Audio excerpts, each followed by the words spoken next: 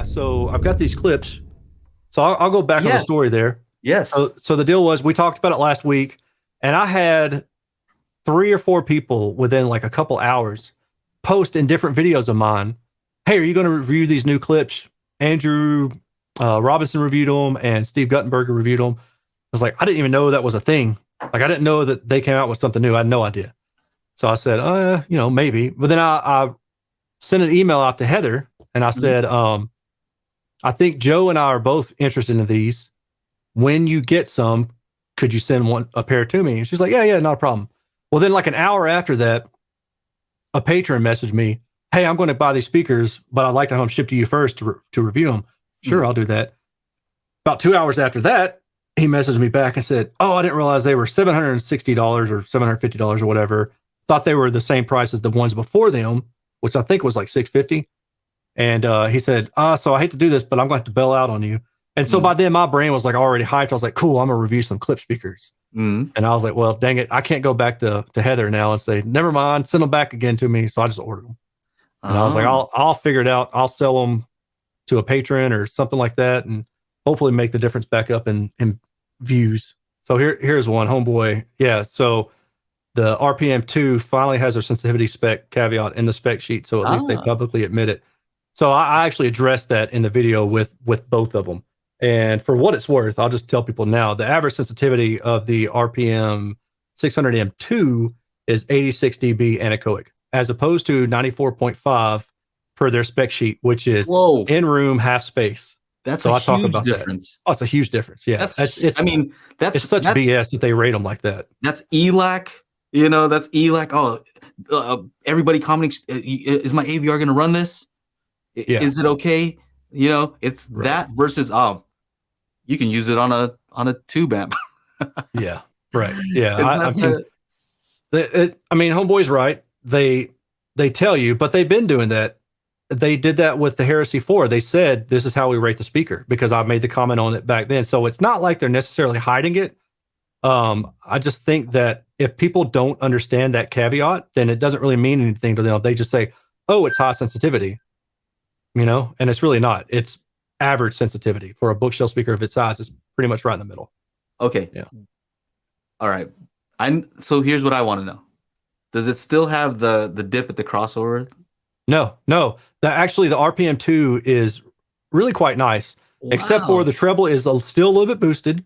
If you're interested, dip. That's not a Klipsch speaker. Did I not send that? There's no dip in the crossover. It's actually a big difference though between the two though, in that dip. So I did. Amazing. Yeah, I guess I didn't mention. I actually ordered both. I ordered the V1 because I wanted to compare it against the V2. So yeah, so I'll have it. The video is more a comparison about the two, talking about is it really an upgrade? And my final takeaway from it was that the V1 is the better speaker if you have EQ, because the V1 has a little bit better horizontal response, so you can fix that dip. But if you don't, then the V2 by far, in my opinion, is the better choice, and it's worth the upgrade. If I was spending an extra $200, I'd go with the V2. Very cool. So, yeah. Huh. Yeah. But the other one's more EQable? Yeah.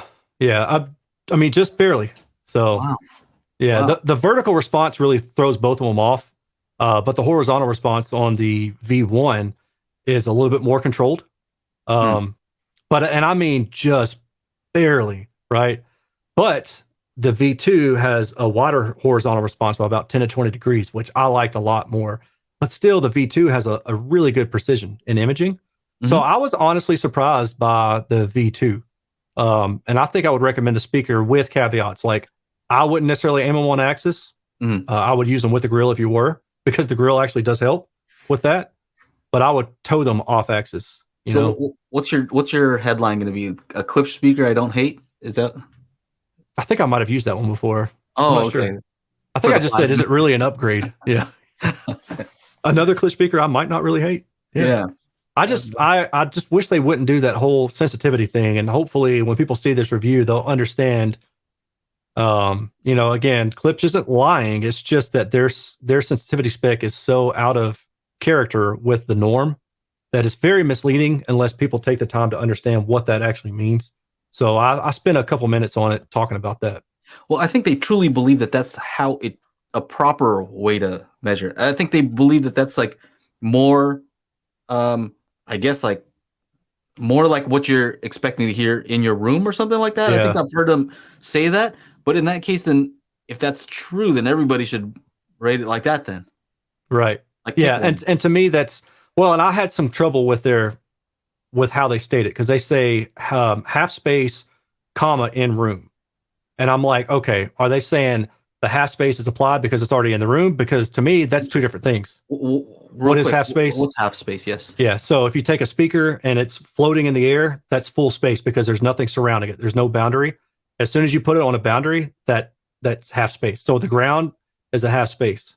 And then if you put it on the ground and there's a wall next to it, then that's quarter space. Right. And then if you put it in a corner, then I think that's eighth space. Yeah. So every time you add a boundary, how do you say that? Reduces the space by half, I guess. Yeah. Cuts it in half. Which basically just means that anytime that you reduce or you put it near a boundary, then you increase the output by 6 dB, assuming that the speaker is perfectly omnidirectional, which is kind of a little bit of a tricky conversation. Maybe people might not care about that so much. But yeah, so why really would that make sense though? Like, why is that? Why would they say that that's more indicative of what you would expect a speaker to sound like in your room? Because yeah, no, I agree. So my thing is when they add the comma, when they say half space, I believe it's half space comma in room. I'd have to go double check again. Mm-hmm. That implies to me that it's two different things. So it's half space and it's in room. And I also say that because nobody puts a speaker in a room like, well, most people don't, and right next to a wall. Well, yeah, and it's rear ported. So you're not going to put it right next to a wall and get 6 dB. So I think what they're doing is they're using both of those. So half space is 6 dB, and then in room is anywhere from 3 to 6 dB, depending on the frequency, right? Because the more directivity the speaker has, the less boundary reinforcement there is. So that 3 to 6 dB, that's where that range comes in. So you're on average, I think Klipsch is about 9 dB over anechoic. And that seems to kind of hold true. I'd say anywhere maybe 6 to 9 dB. But with these two speakers, it's about 9 dB. I think it's 85 and 86 for the two of them. And their Klipsch spec is 96 and 94.5. So yeah, they're roughly 10 dB over spec. Would this be a fair comparison to do if you said, just to try to relate this to most people's experience, right? If you had two speakers, let's say one that says it's like 85 dB sensitive, and then let's say a speaker that claims 95, right?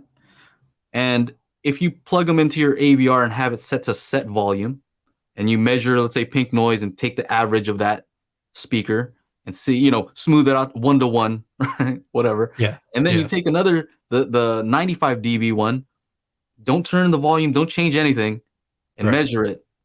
Should that be 10 decibels up from the other one, generally speaking? Yeah. And if it's not, then it's not 10 dB up. Right. Yeah. Somebody somewhere has gotten something wrong. Right. Yeah. I mean, within plus or minus a dB, I think is perfectly acceptable. I think that's a good way for people to think about it, though, right? For the same amount of power that you're putting out, they're saying it's going to be this much louder. Right. That's and what louder, right? 3 dB is a doubling of power. So how many times does that take you? Like that's a double and a double and almost another double, 3 doubles.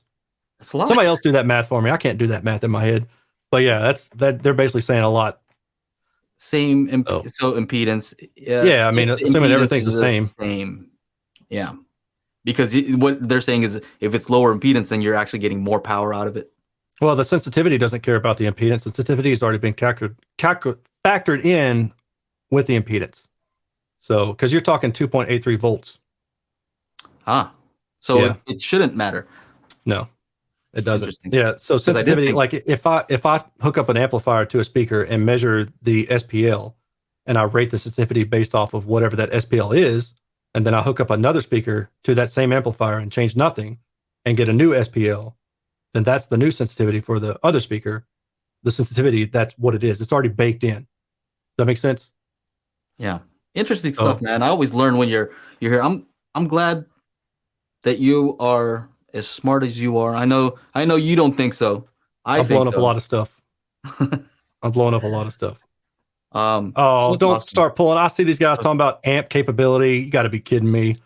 Show me an amp that can't handle the sensitivity spec from 300 to 3 kilohertz, and I'll tell you it's a trash amp.